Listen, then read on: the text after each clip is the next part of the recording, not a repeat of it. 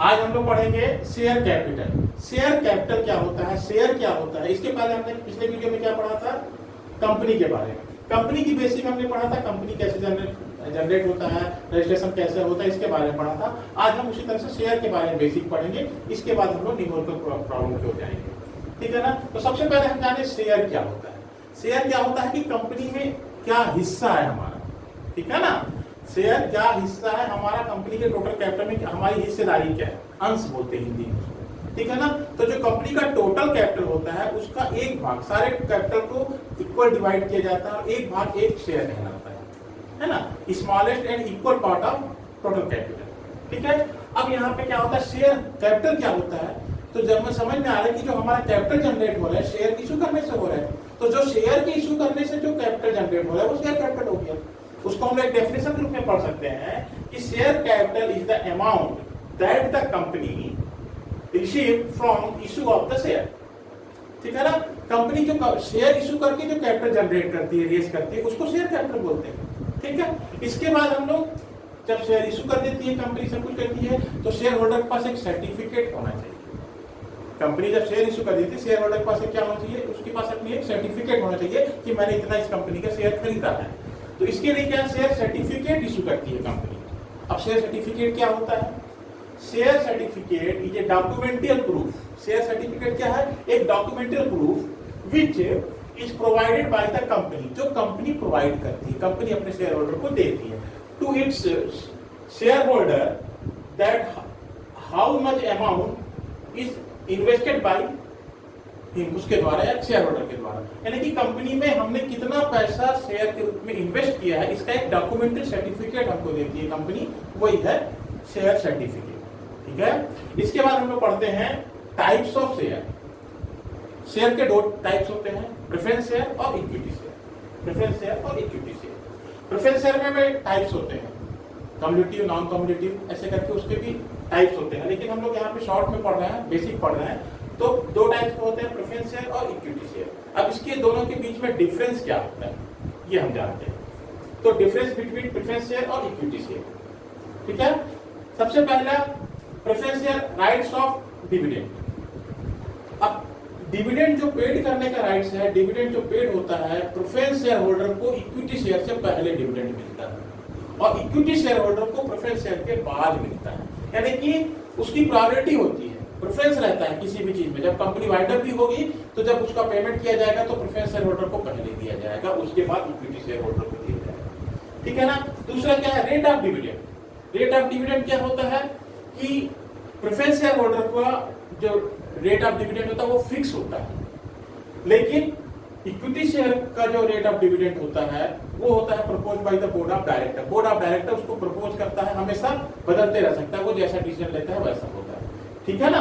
Voting rights, voting rights में क्या होता है कि किसी स्पेशल सर्कमस्टेंस में ही, विशेष परिस्थिति में ही प्रेफरेंस शेयर होल्डर से वोटिंग किया जाता है, कराया जाता है, लेकिन इक्विटी शेयर होल्डर हमेशा वोटिंग करता है, ठीक है। इसके बाद हम लोग पढ़ते हैं क्लासिफिकेशन ऑफ शेयर कैपिटल, ठीक है ना। Share capital, authorised share capital, issued capital और सब्सक्राइब कैपिटल।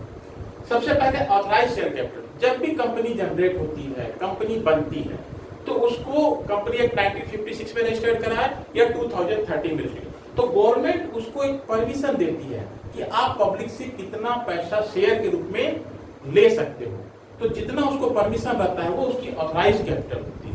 मान लो कोई कंपनी है, उसकी टोटल कैपिटल 1 लाख रुपए है, तो ये 1 लाख रुपए वो अगर शेयर इशू करके ले सकती है, गवर्नमेंट ने उसको परमिशन दिया है, तो ये उसकी सब्सक्राइब कैपिटल है, जो कि कोई भी रेट से एट द रेट ऑफ ₹10 से डिवाइड अगर हो जाएगा तो ये कितना हो जाएगा, 10,000 शेयर उसके पास है 10 रुपए वाले, जो कितने हो रहे हैं, 1 लाख रुपए, ठीक है ना। ये उसकी ऑथराइज्ड कैपिटल है कि उसकी टोटल ऑथराइज्ड कैपिटल 1 लाख रुपए है, जो 10 रुपए वाले शेयर में डिवाइड है।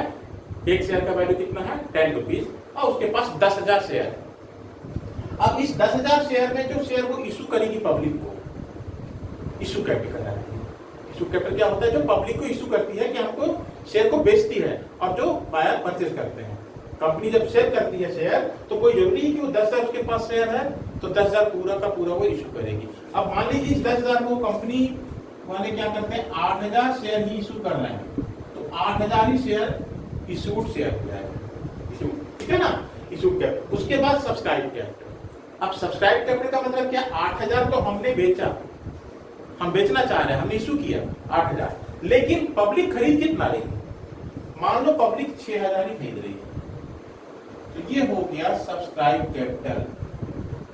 हमने, हमारे पास ऑथराइज कैपिटल 10,000 है, हमको परमिशन है कि हम 10,000 शेयर इशू कर सकते हैं, लेकिन मैंने कितना शेयर इशू किया, 8,000 शेयर इशू किया। अब 8,000 शेयर मैंने पब्लिक को बेचा, लेकिन पब्लिक ने कितना शेयर परचेज किया, केवल 6,000, जितना तो पब्लिक शेयर परचेज करती है वो सब्सक्राइब कैपिटल होता है, ठीक है ना। अब सब्सक्राइब कैपिटल में भी फुली पेड अप और नॉट फुली पेड अप, ठीक है ना।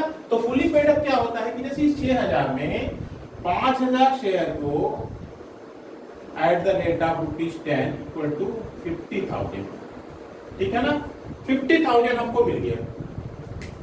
5,000 शेयर होल्डर ऐसे हैं जो पूरा का पूरा 10 रुपए हमको दे दिए, तो हमको पूरा पैसा मिल गया, तो वो फुली पेड अप हो गया।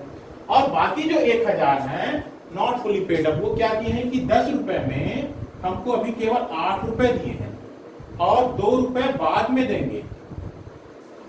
परचेस तो कर लिए, सब्सक्राइब तो कर लिए हैं, लेकिन वो कितना दिए हैं, अभी 10 रुपए का एक शेयर दिए हैं, 1,000 शेयर, उसमें से 8 रुपए पर शेयर हमको दिए हैं, 2 रुपए पर शेयर हमको अभी नहीं दिए हैं, तो वो फुली पेमेंट नहीं हुआ, इसलिए not fully paid up capital. आगे बात समझ में, ये होता है शेयर के बारे में।